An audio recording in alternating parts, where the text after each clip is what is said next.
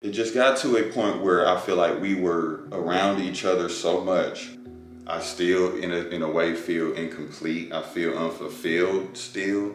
I lost myself where my aspirations were, my hopes and dreams, and then they just were crumbled. I have a chance to be myself again, if you will. And I think that's what's best for my family. Hey guys, welcome back to The Gentle Life. For those of you that don't know, my name is Precious. And I'm Chris. I've noticed a lot of concerns about what's been going on with Chris, what's been going on with our marriage, what's been going on with the family, the whole dynamic. And I mean, I only felt the right to kind of come address some things. I know I haven't been around much lately. There's been some various reasons as to why or why not. Yeah, I just wanted to come and let y'all, in a little bit as to what's been going on, update y'all. We know you guys are really concerned about us. We know you guys are really concerned about Miko and Matthew and Mackenzie. A couple of videos back, I kind of addressed a couple of things. It's kind of a long story, stemming back to quite a while ago, a couple years ago, actually. It's just been a little bit of a disconnect with me and my household, my family, and it's been a challenge for me. I had to kind of step back and reassess my life and what I wanted in my life, where my life was going, and more than even that, like the direction of where my family was going. I didn't leave the military in a good way. I was one of the COVID refusals. I denied the vaccine. I got kicked out. So right there, I was going through things with that alone. I mean, I felt like I lost control in a way. I felt like I lost a sense of power in a way. But I felt like, I made my choice and I stood on it, and I was going to have a plan for my future and what I saw fit for my family from that point forward. So we decided to do the social media thing together. We had a, plan on what we wanted to do, and we were, we were making it out of the Army. It was difficult getting out that way. I think it was really hard on you just because the military has always been like your dream. Like you've always been, definitely passionate about it. Very passionate about it. And I think like I could see that, in his eyes. I can see that his dreams were crushed. And I knew that it was going to be like this up and down battle, because at that time, that was the end of that. We didn't, there was nothing. Like it was literally nothing left. It was over so quickly too for us. And we thought this was going to be like a long haul thing, like, social media wasn't ever like the plan. Like it was never the like, oh, this is what we're going to do. We're going to just do YouTube and do social media. That was never the plan for us. So I think that was like, oh my God, like what? This is what we have right now. Again, we just made do. We rolled with the punches, and we, tried to make it. With the circumstances and the situation we was in. So it just got to a point where I feel like we were around each other so much, directly from being nearly away from each other all the time with me being in the military. It was like a culture shock, if you will. It was good, but it was like too much. We were so close. What did you say? How did we say it earlier?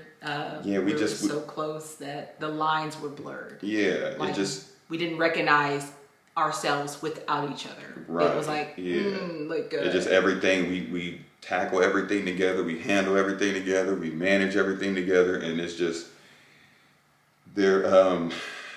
Which is the point of marriage. Right, I'll say that. I don't want you guys to think like it was like, oh, well, why'd you guys get married, right? Mm-hmm. That is the point of marriage, when you become one, right? It is, but the lines blur. Yeah, when it becomes a problem when you're doing something in conjunction to the point where you lose your individuality, or you lose a sense of who you are, and and you can't be yourself anymore in the system or the machine called family, you know. Yeah. And that, I feel like that's just where we got to, and that was an aspect of where I just kind of had to pull back. I didn't want to, you know, ruin anything as far as content or in as far as any type of other dynamic in the household. But I think that that's more of like where the differences came in at, right? When it's not so much that you pulled away because we were so close. Our opinions on what we viewed autism, Yeah, just you know, about autism, it was very different. Yeah. I mean, it's so similar, but it sometimes it's just hard to be set in your perspective, respect somebody else's perspective, but also find a common ground between the two. Sometimes that common ground part is the difficult part. You know what you stand in, and you know what the other person, or you respect what the other person feels or stands on, but you so strong in y'all's opinions that there almost can't be a common ground. And that's kind of where it got to. That's pretty much just where it got to. Yeah. You know, and I think more like I think why it was a lot of pushback on my end is because in finding out that Miko was autistic, I found out that I was. And learning that you're autistic after 29 years is pretty harsh on you. Like it didn't really set in for me. I was just kind of like, oh, thank God I figured it out, right? Like about myself, I found what was, you know, different about me. But then as like time went, I started to like really understand what that meant for me, and it became a burden on myself, and I think it became a burden on you. I think like with all of my unmasking, because I've masked so long to appease everybody in the household and not rub off on people, on the kids really. I think that all the unmasking, it unraveled so quickly that it was probably really hard for you to like catch it and just be like, oh my God, like what's going on? Like, yeah. And I mean, even along with that, it's like along that way, I like even forgot like some of my Army values. Like, you know, I think I got to a place where I just got a little complacent with how things were. So when a new thing came about in a relationship or a new challenge came about, it's like it was kind of a little more difficult to, it was out of the norm. It wasn't what I was used to. I got complacent and it was different, and now it ain't the same, and I like it how it used to be, or that type of thing. Yeah. You know what I'm saying? And so it was kind of a little more difficult to you know, to deal with or to conform to, if you will. And then, just the whole view of autism is just, though I recognize it, it's just, it's no excuse to me.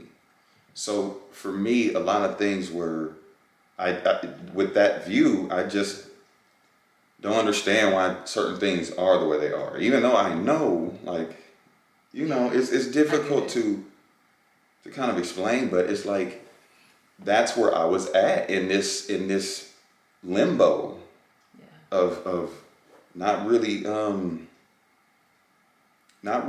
what I think about this anymore. You know what I'm saying? Like, and I'm one that knows myself. I'm sure of myself. I know what I prefer. I know myself, but I was met with a time where it's like I didn't know. I had to take some time to reflect on that. You know?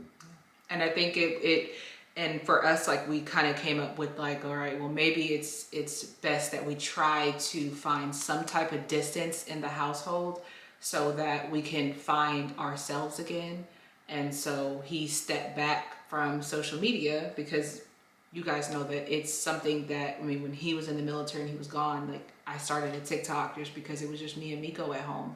The twins were at school with friends and he's at work and it's just me. I'm a, you know, a new mom again after 6.5 years. I'm a new mom again, and it's just me and her there. And started a TikTok to talk about motherhood. You know, not knowing that she was going to be autistic, not seeing signs, not recognizing anything. I had no idea.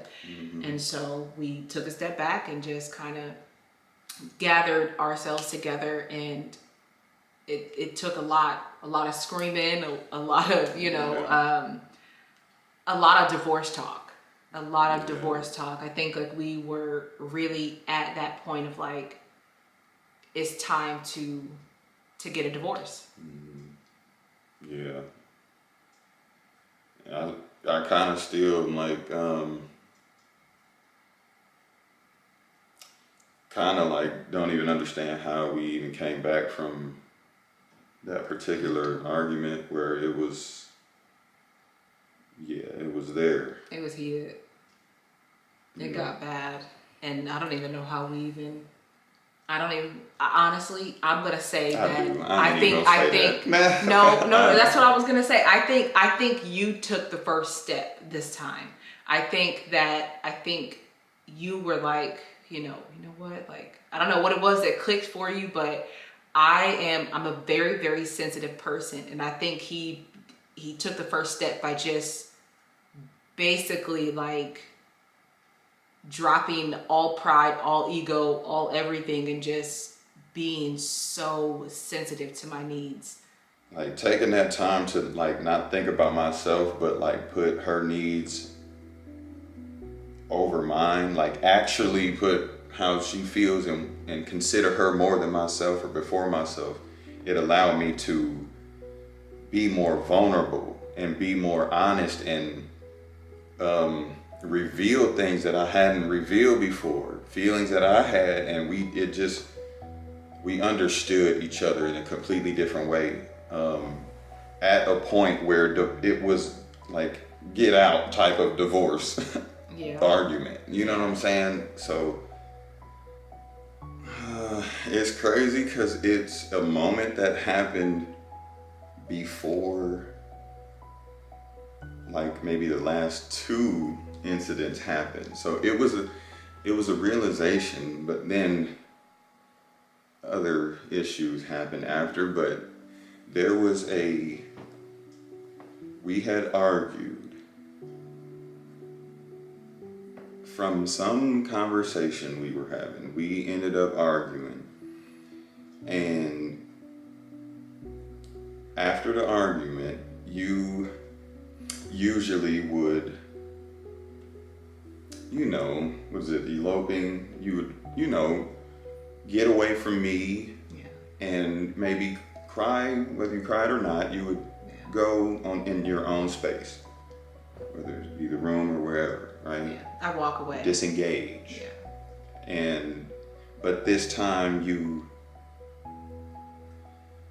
did, but you came right back and you went in the kitchen and you had just made before the conversation, you had just made some yogurt bites. And from a direct argument, now I'm still fired up. You know what I'm saying? And you went to the freezer and they were done. So you were checking them and you saw they were done. And you turned to me and you just pure, like with pure love, just said, "Look, babe."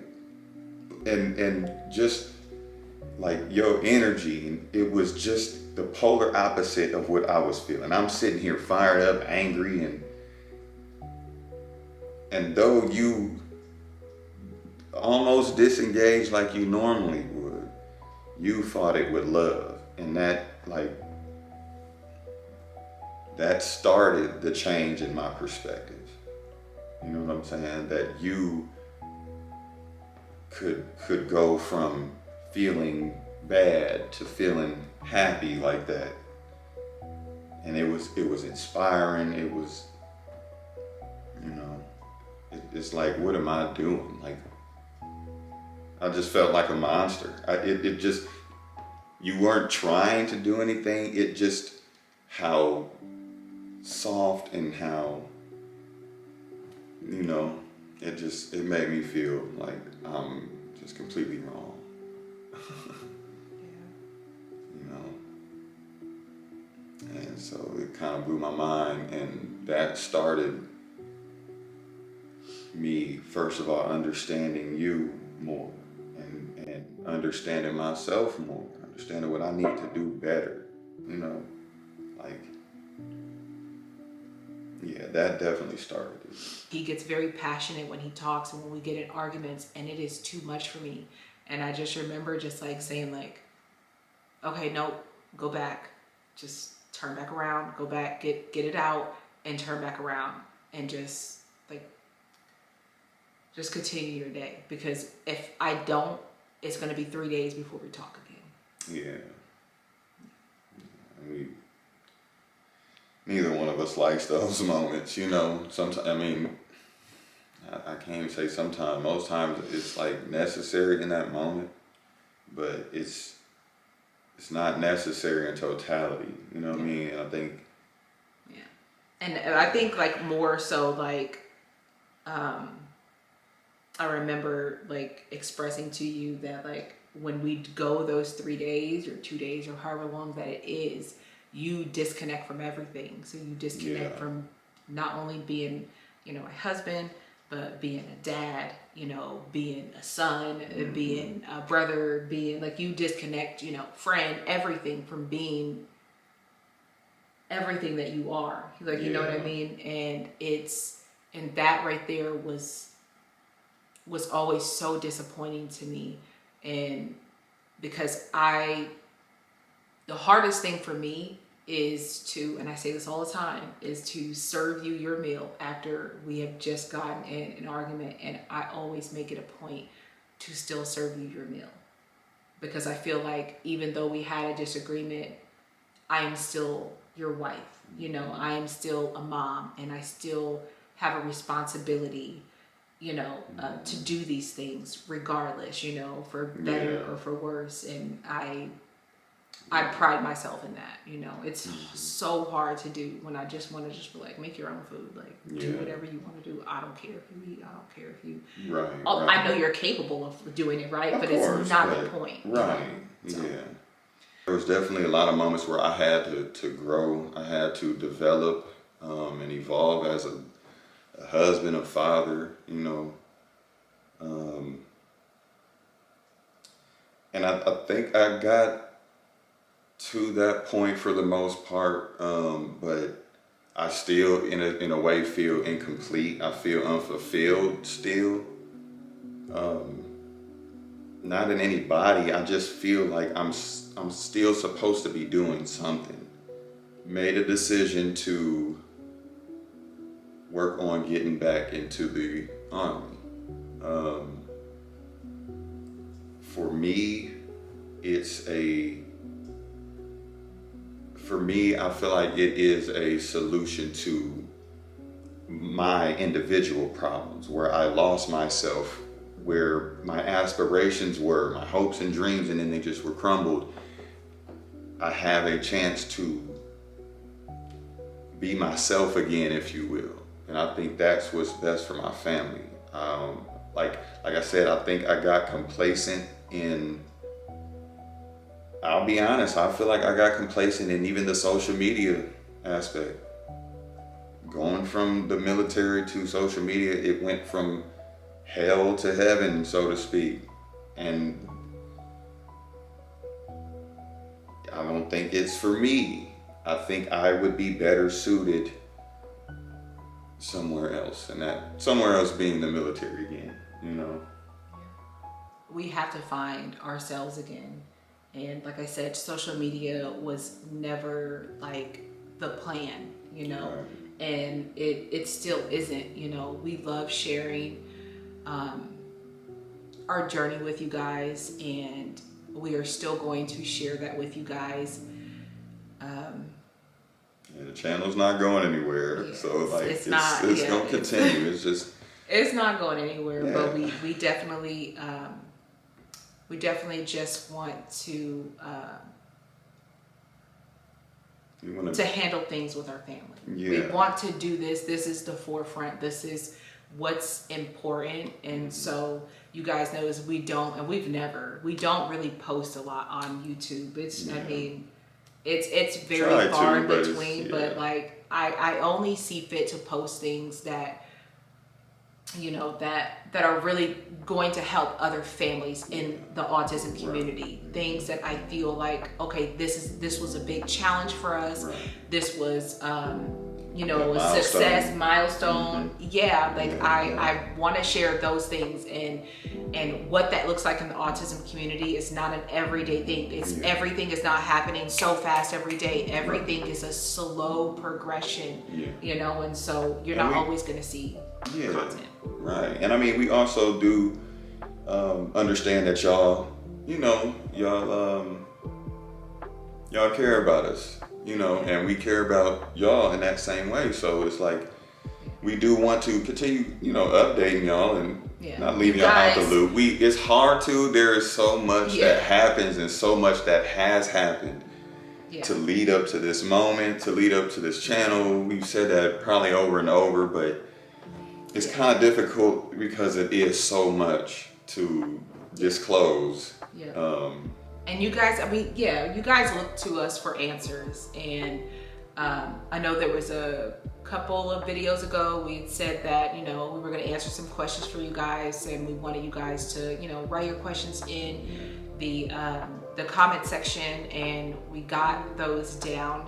But just stay tuned for part 2, and we are going to answer those questions. So we are going to have these videos posted as quickly back to back. We just don't want this to be too long. I was just about to say, I think this went a little longer than we expected. So we'll definitely answer those questions and put that out. So thank you guys so much. We love you guys. For sure. Until next time.